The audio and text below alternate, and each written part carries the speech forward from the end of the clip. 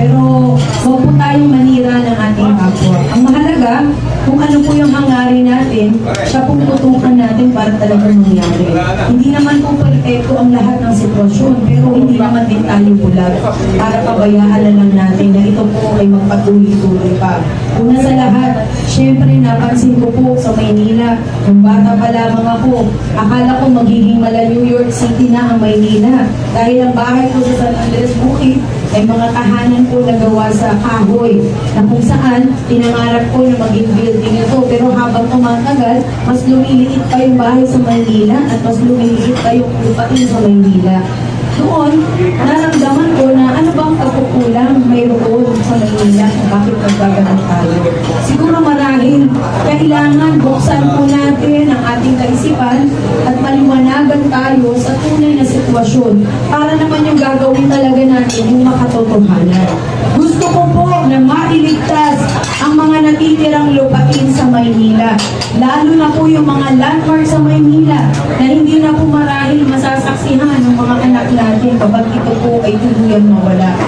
Actually, mahilig po ako magkwento sa aking mga anak, pero pag nagkukwento ako, lalo na tungkol sa history ng Maynila, ang sinasabi ng anak ko ay, Mami, parang hindi naman totoo kasi hindi naman namin nakikita. Doon pa lang, mararamdaman mo na kapag hindi mo naagapan, kunti-kunti nang mabubura yung history sa Maynila. Kaya naman, para sa Maynila, na sila po ay talagang matutukan at mabigyan ng tunay na tahanan para sa Manileño. Gusto nyo rin yun, di ba? At syempre, isang senior citizen advocate na talaga namang kung tinutukan natin ang mga senior citizen na matulungan. Hindi lamang dahil sa gusto natin magpasikat o ano paman, pero nakita po natin kung ano ang hirap maging isang magulang at ano yung laki ng responsibilidad ng isang magulang kahit mangutang ka na sa kapitbahay, gagawin mo ang lahat. Kaya kailangan tutukan natin na ang mga senior citizen ay magkaroon ng dagdag benepisyo sa Maynila. Dahil hindi sa lahat na madagdagan ang kanilang benepisyo na maging 2,000 kada buwan para sa mga senior citizen. Tuwan-tuwa naman ang mga senior.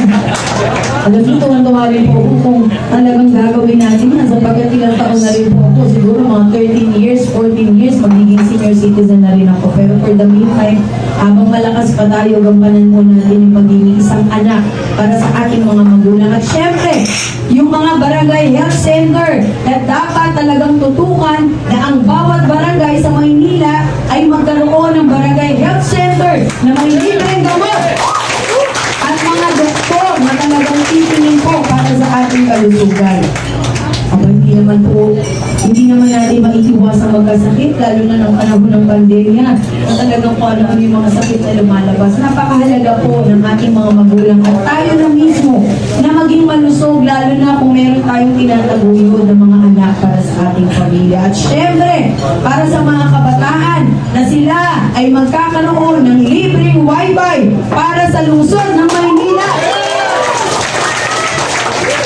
Yes, ba? Tuntua yung mga mami and daddy dahil hindi nagagastos sa internet kakabili. At the same time, para maudyuhan po natin yung mga kabataan na sila po ay mag-aral at matutukan ang kanilang pag-aaral, bibigyan po natin ng allowance. Lalo na po yung magpupursige talagang mag-aral at tumaas ang kanilang grado para naman magkaroon talaga ng kinabukasan ang ating mga anak. Yay! Malaking tulong yan.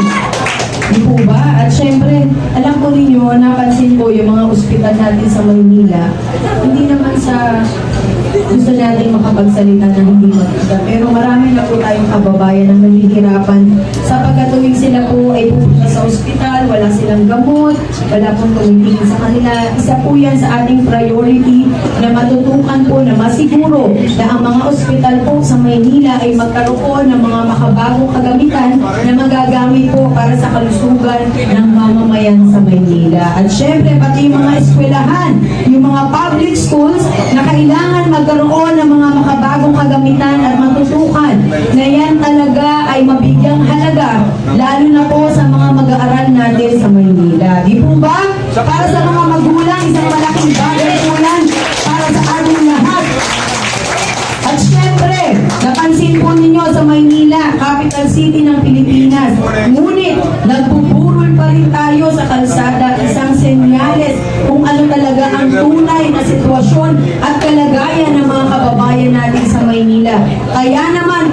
maglalagay ng mga libreng bununan na disente sa bawat barangay.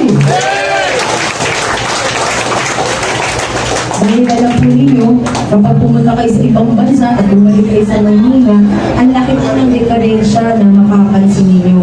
Kailangan isulong po natin yung pangkabuhayan o livelihood program na direktang matatanggap ng Manileño!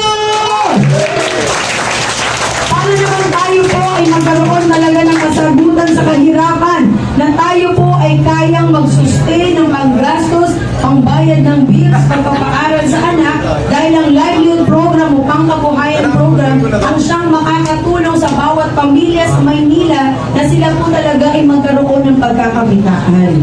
Mahalagang bagay po yan, yes, sapagkat mahalaga na ang mga magulang natin ay may trabaho.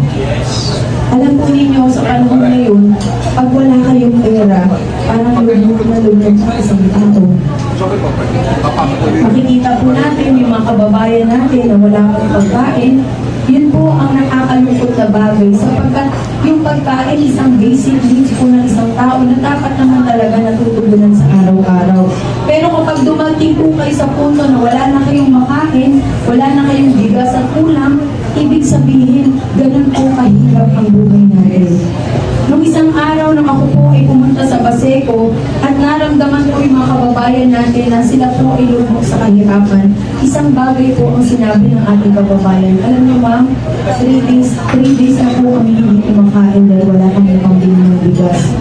Imagine po ninyo kung anong pakiramdam ng isang taong nagmamahal na sabihin sa inyo na wala silang pagkain ng 3 araw.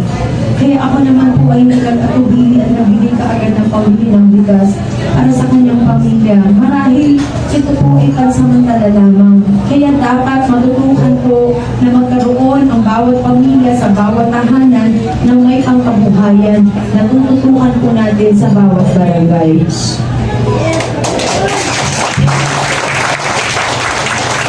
At syempre, inaantok na kayo lang. Inaantok kayo dahil nabusog tayo. Yan ang pakiramdam ng isang tao na nabusog ka na, tapos relax ka pa. Pero paano naman yung mga kababayan natin natutulog sa lansangan na halos hindi makakain kahit tinapay? Dito po, tututukan natin ang tunay na kahirapan ay kailangan may tunay na solusyon para sa ating lahat.